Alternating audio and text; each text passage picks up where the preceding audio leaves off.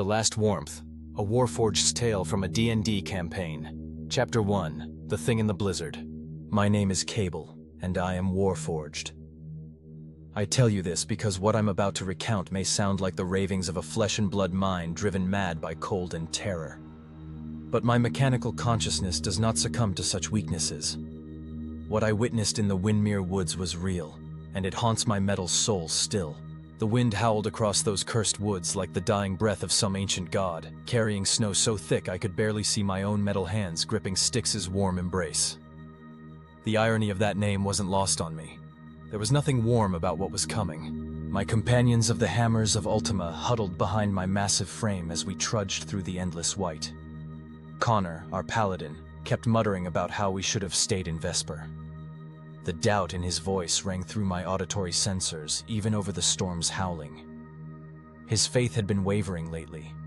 I could see it in how his grip on his holy symbol had grown uncertain. The museum opening was a trap, Skye piped up, her tiny voice somehow cutting through the wind. The fairy's aloof tone grated against my patience processors, as it always did. You know it, I know it. Those children we saved. Something was wrong with them. I held my mechanical tongue. Skye had an irritating habit of stating the obvious, as if she'd discovered some profound truth. The others, Trench, Connor, even little Ahu, seemed charmed by her supposedly mystical insights. I found her insufferable, but keeping the team cohesive was more important than voicing my personal irritations. 4 months had passed since we'd rescued those children from whatever horror had befallen them in these very woods. 4 months since Skye had nearly killed them herself in what she claimed was protective instinct. The children had been grateful, giving us each 200 gold pieces, but my optical sensors had detected something in their eyes, something that registered as other. The blizzard intensified, forcing us to seek shelter beneath a massive pine.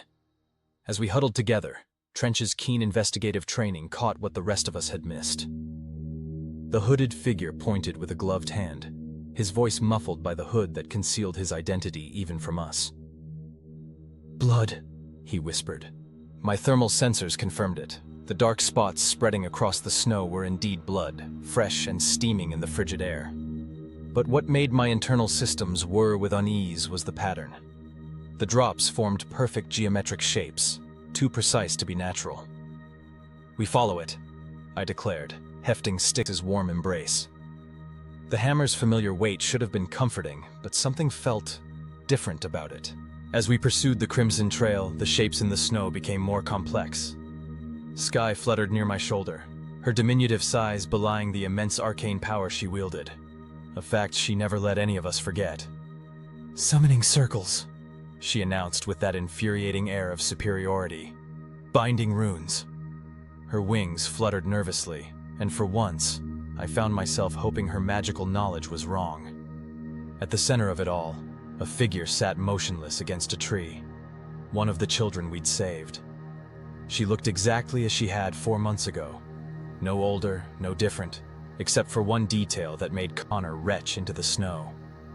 Where her eyes should have been, there were only hollow sockets filled with swirling darkness that seemed to move independently. "Hello, Hammers of Ultima," the child said, though her voice seemed to emanate from everywhere at once. "We've been waiting for you to return to us." I raised Styx's warm embrace, my giant strength coursing through my mechanical frame. But something was wrong. The hammer felt heavier, colder, as if it was drinking in the surrounding darkness. More figures emerged from the blizzard, the other children, their movements wrong, too fluid. But Skye's sharp intake of breath alerted me to the worst realization of all. Her fairy intellect, annoying as it usually was, processed the horror faster than the rest of us. "How many did we really rescue that day?" she whispered. And for once, her voice carried genuine fear instead of that grating know-it-all tone. I counted the approaching forms. There were more children now than we had saved, many more.